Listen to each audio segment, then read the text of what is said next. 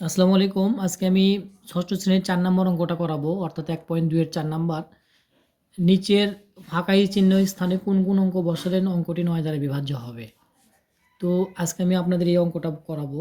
নিচের ফাঁকা স্থানে কোন কোন অঙ্ক বসালে অঙ্কটি ৯ দ্বারা বিভাজ্য হবে। তো চলেন বোর্ডে চলেন।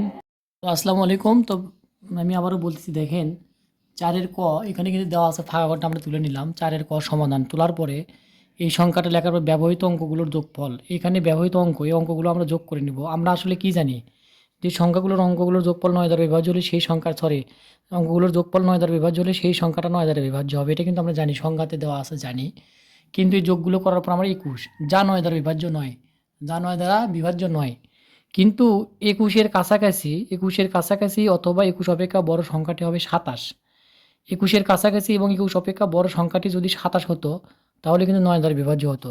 অতএব অঙ্কটি, সংখ্যা না লিখে অঙ্ক লিখবে, এগুলো কিন্তু অঙ্ক ২৭ থেকে ওই যে যোগফলের ২১ বাদ দিলে আমরা পাচ্ছি কত, ৬। অতএব ফাঁকা স্থানে ৬ বসালে সংখ্যাটি ৯ দ্বারা বিভাজ্য হবে। আশা করি বুঝতে পারছেন। বিষয়টা এমনই, ২১-এর কাছাকাছি এবং ২১ অপেক্ষা বড় সংখ্যাটি হবে ২৭।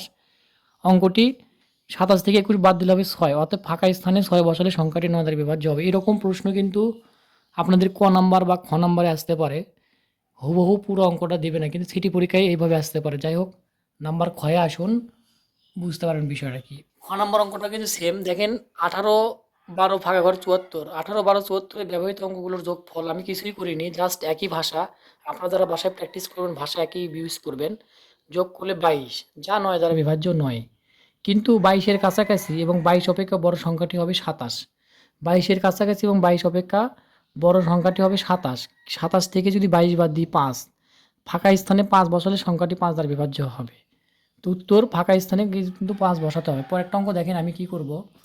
পরের অঙ্কটা দেখেন, এখানে গ নাম্বারে দেওয়া আছে, আগে প্রথমে ফাঁকা ঘর আছে, তো ফাঁকা ঘর দিয়ে করে নিছি। তাহলে আবার একই কথা, এই সংখ্যাগুলো ব্যবহৃত অঙ্কগুলোর যোগফল এখানে কিন্তু হচ্ছে ২৫। ২৫ যা ৯ দ্বারা বিভাজ্য নয়, কিন্তু ২৫-এর কাছাকাছি এবং ২৫ অপেক্ষা বড় সংখ্যাটি হবে ২৭। অঙ্কটি ২৭ থেকে ২৫ বাদ দিলে কত হচ্ছে, ২। ফাঁকা স্থানে ২ বসালে সংখ্যাটি কিন্তু ৯ দ্বারা বিভাজ্য হবে। আপনারা হয়তো বলবেন এটা কেমন করে, এখানে এর সাথে ২ যোগ করেন, ফাঁকা স্থানে ২ বসালে আমার এখানে ২৭ হচ্ছে, তাহলে ৩ নং ২৭।